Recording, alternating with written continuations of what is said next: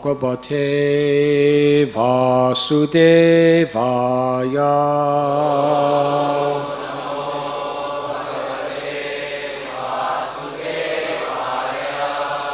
Om Namo Bhagavate Vasudevaya.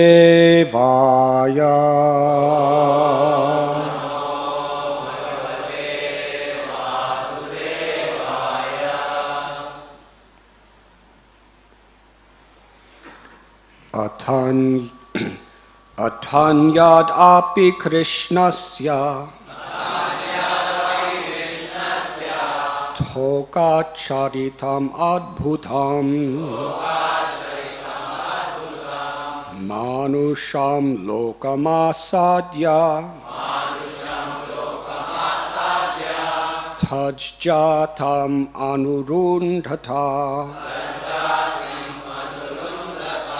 Atanyad api Krishnasya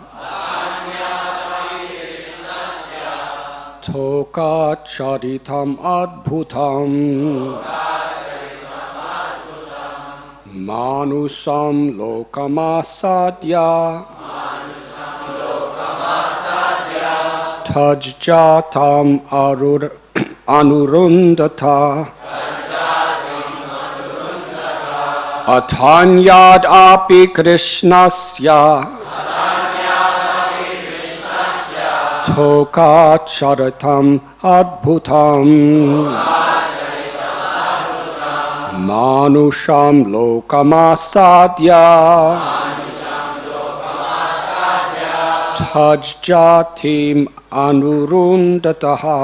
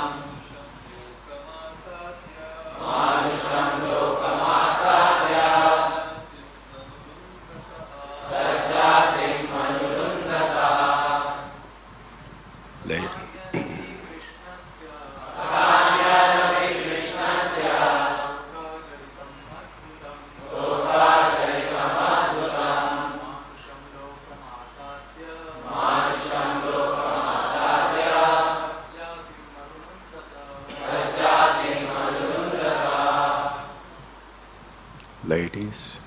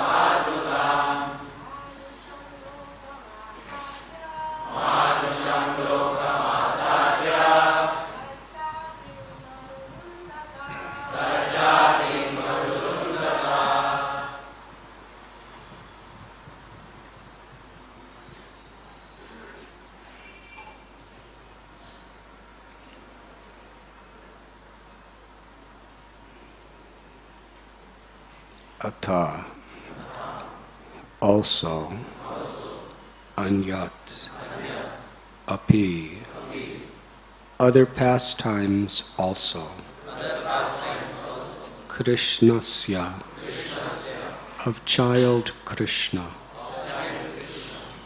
Thoka achaditam, adbhutam. They are also wonderful childhood pastimes. Manusham, as if playing as a human child. Lokam asadya, appearing on this planet Earth in human society. Tat jatim, exactly like a human child. Anurundata, who was imitating. Please describe other pastimes of Krishna, the Supreme Personality, who appeared on this planet Earth imitating a human child and performing wonderful activities like killing Putana. Purport by His Divine Grace, A.C. Bhaktivedanta Swami Prabhupada. Maharaj Parikshit requested Shukadev Goswami to narrate other childhood pastimes exhibited by Krishna while playing as a human child. The Supreme Personality of Godhead incarnates at different times in different planets and universes, and according to the nature of those places, He exhibits His unlimited potency. That a child sitting on the lap of his mother was able to kill the gigantic Putana is extremely wonderful for the inhabitants of this planet.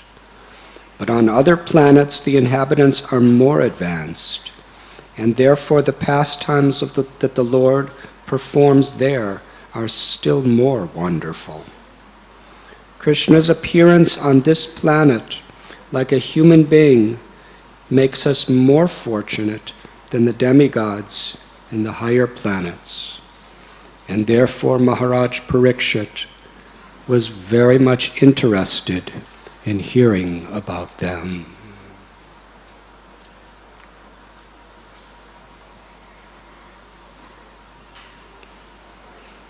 Om Agyantimidandasya Jnananjana Chalakaya Chakshurun Militam Jena Tasmai Sri Gurave Namaha Sri Chaitanya Manobhishtam Sthapitam Yena Bhutale Swayam Rupa Kadam Mayam Dadati Swapadantikam Vandeham Sri Guru Sri Judha Padakamalam Sri Gurun Vaishnavanscha Sri Rupam Sagrajatam Sahakana Raghunatham Vitam Tam Sajivam Sadvaitam Savadutam Parijana Sahitam Krishna Chaitanya Devam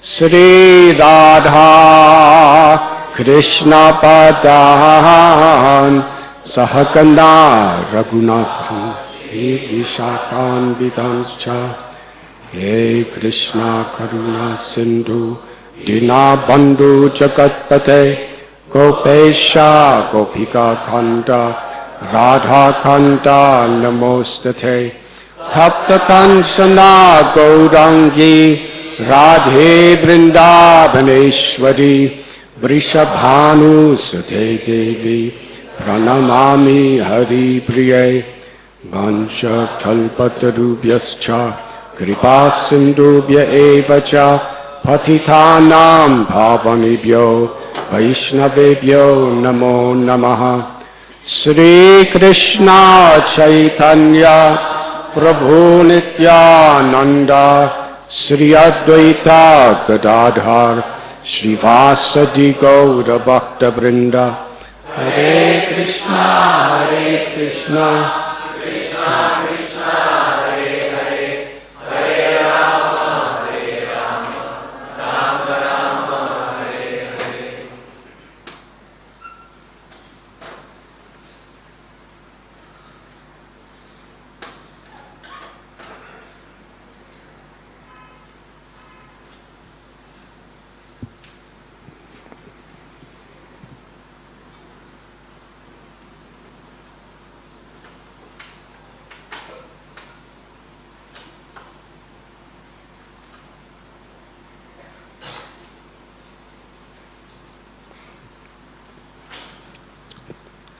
Today we are reading from Srimad Bhagavatam, Canto 10, Chapter 7, entitled The Killing of the Demon Trinavarta, Text 3.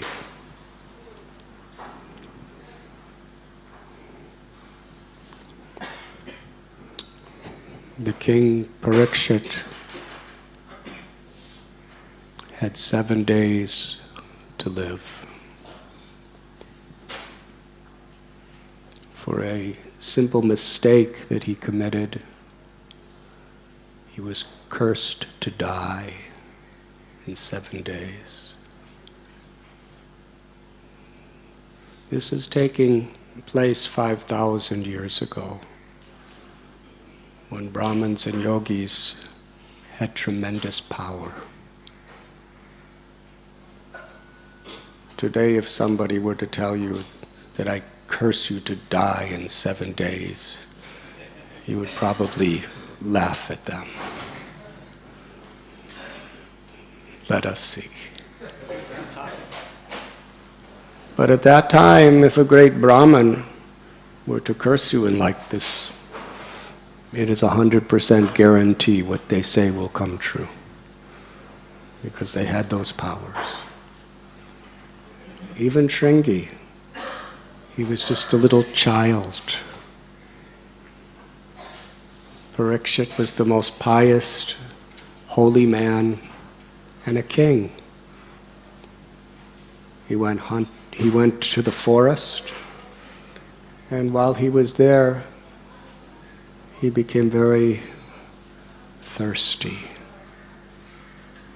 Incredibly, unbearably thirsty. And he happened to come across the hut of Samik Rishi, a great sage. And the sage was sitting in meditation, in samadhi.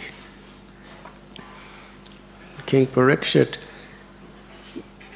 he wasn't himself. He was in a bewildered state. Because otherwise, amanina manadena, he offered all respects to everyone, especially such a great rishi. But on this day, he said, please give me some water. And the rishi didn't even move, because he didn't hear him. So Parikshit became angry. Anger, according to Gita, krodhat bhavati samohat, samohat smriti vibrama. When our desires are unfulfilled, we become angry. Jyayato vishayan bhongsang sangasteshu bachayate. Krishna explains the whole chronological order of how a person becomes degraded. First, we become attracted to the objects of the senses. From that attraction, attachment sets in. When attachment is accelerated through the course of nature, it becomes kama, or lust. When our passionate desires are unfulfilled, krodha becomes anger. And what is the nature of anger? Anger causes a bewilderment of memory. We forget what is to be done, what is not to be done, what is right, what is wrong. All these things are clouded by this veil of anger. Then we lose our intelligence. We say things, we do things we really don't intend to do at all. And then we fall down into a lamentable, regrettable condition. Now, Parikshit Maharaj, he was a very, very elevated soul. This was below his dignity to become angry at such an offense. Great souls, they can use these human emotions in God's service. Hanuman was as angry as anybody could ever be. when he was jumping from building to building with his tail on fire, setting the entire city of Sri Lanka ablaze. He was angry. When he roared upon Ravana, if you think that I have done harm to your city, wait till Ram comes. Whatever powers I have are only by his grace.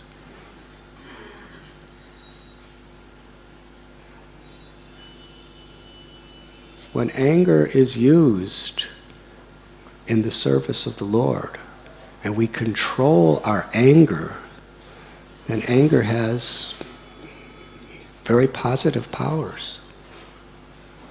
But when anger controls us,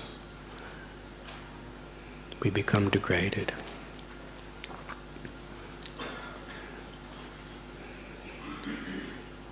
Like a parent, sometimes if a parent does not get angry with the child doesn't take it seriously. If the mother says to a little boy, don't go out on the street when there's traffic, the child will go, and go out on the street. She goes, don't go out on the street. I won't go out on the street. So she's controlling anger for a higher purpose. But when anger controls her, then she can commit great offenses. She becomes more dangerous than the cars on the street.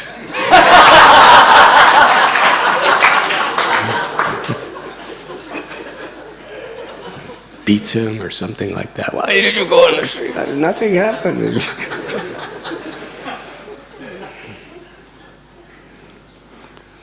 So Parikshit Maharaj, he was a very self-realized soul, but we understand this was Yogamaya. In order to teach the world very priceless lessons, sometimes the Lord uses his very elevated devotees as an example. Yet at Bhagavad Gita, Arjuna was beyond bewilderment. But when he was between the two armies and he saw friends and teachers and relatives on both sides, he became totally bewildered.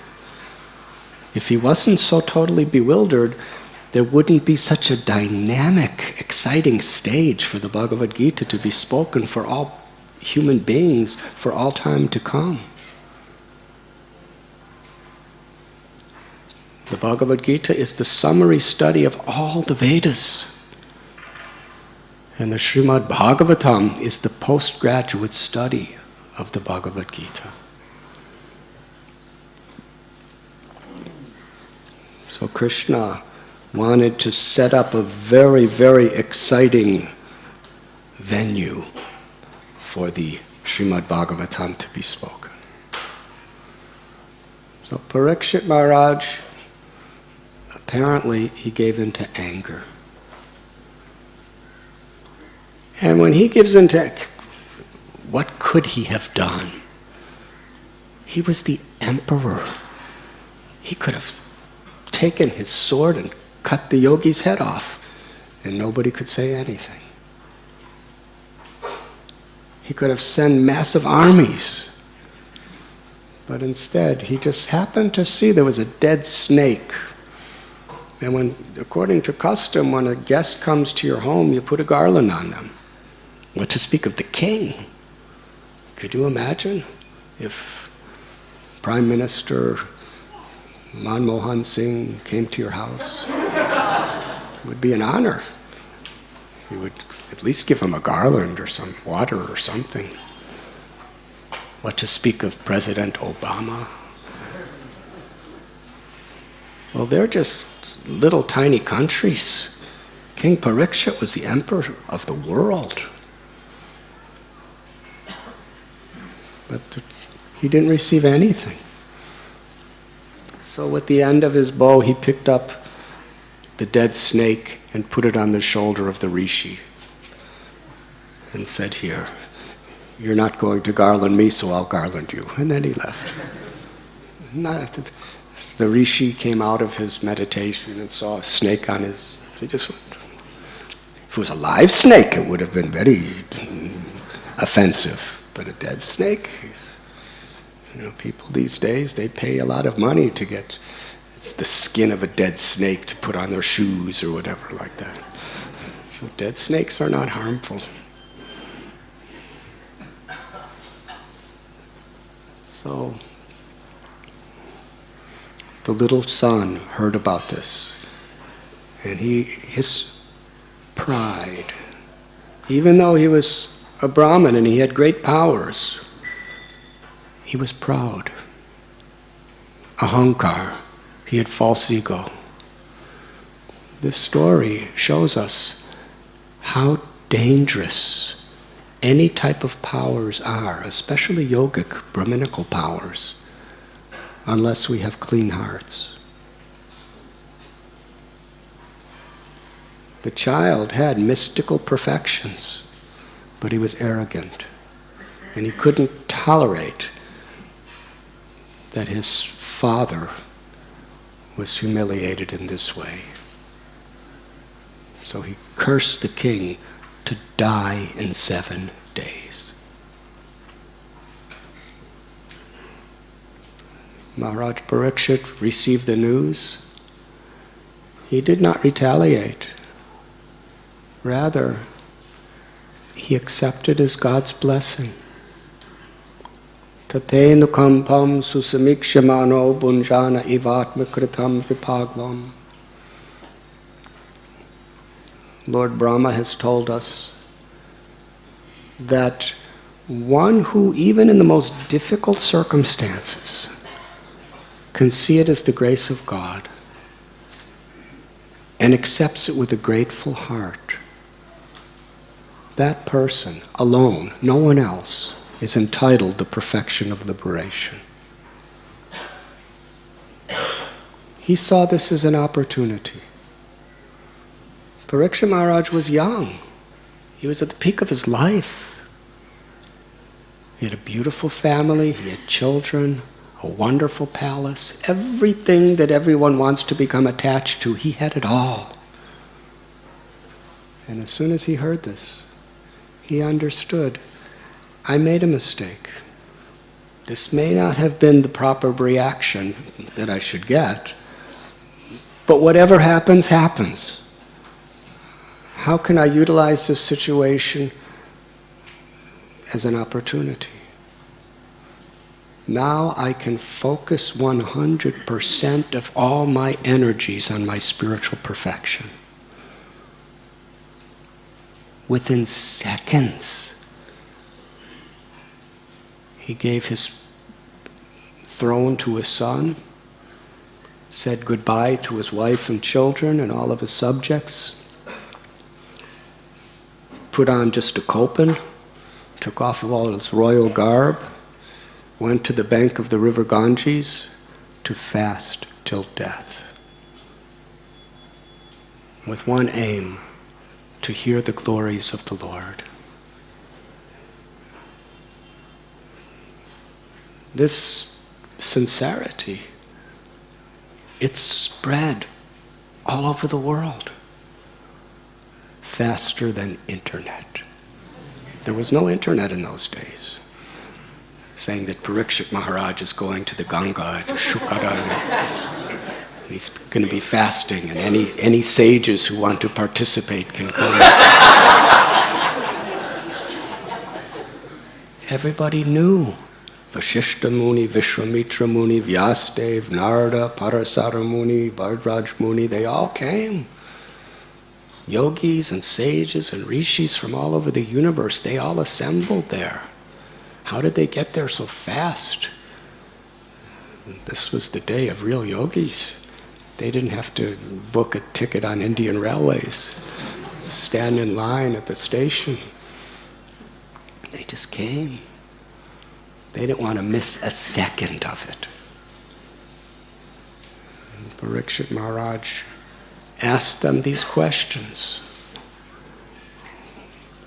He didn't have time to waste.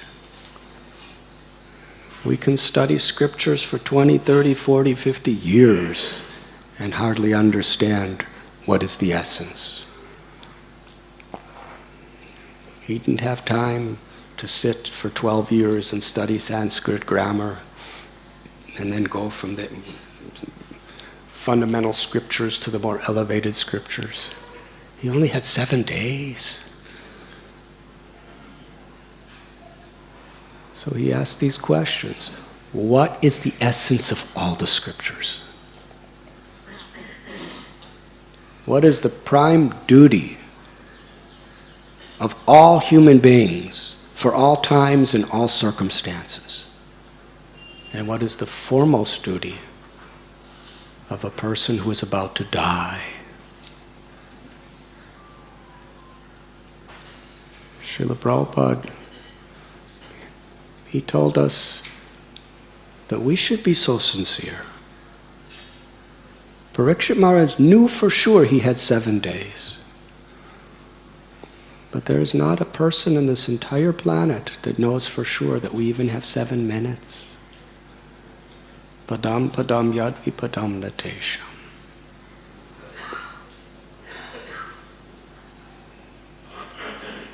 And Parikshit Maharaj is showing us this is the type of sincerity that is required to make real spiritual advancement.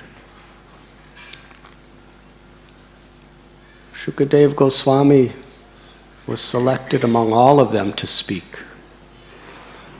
This is quite interesting because at that time, the greatest rishis, yogis, sages, paramhamsas, they were all there.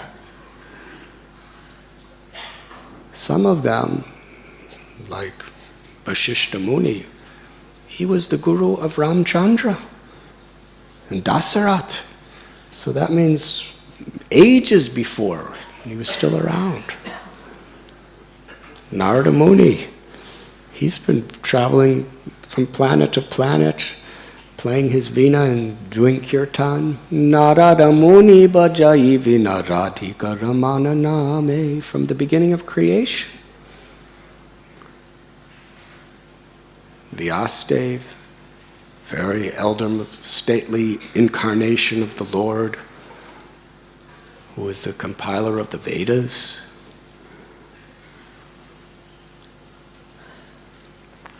Atri Muni, the father, with his wife Anasuya, of Dattatreya, Durvas Muni, Soma, the incarnations of Brahma, Vishnu, and Shiva. They were very, very powerful people there.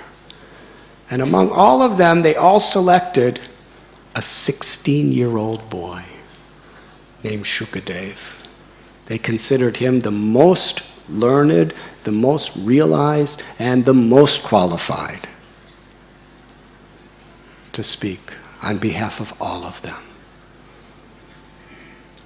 And they all listened in rapt attention.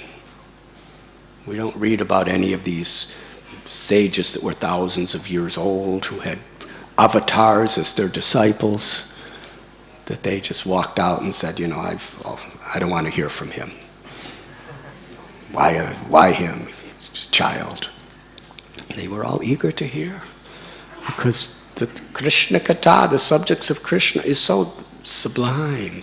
It is so transcendental that whoever speaks it, it's the greatest pleasure of the heart.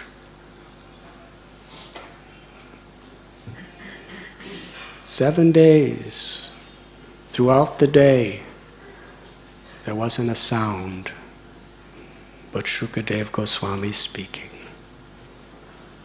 Everyone was rapt attention, especially Parikshit Maharaj. And interestingly, he got in this predicament because he was thirsty. It was just a matter of a few hours that he had nothing to drink, and he got angry and disturbed in his mind due to thirst. Now we are at the point in the 10th canto of today's verse.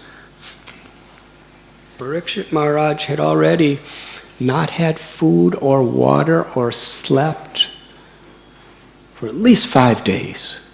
Yes? Out of 12th canto, 10th is beginning.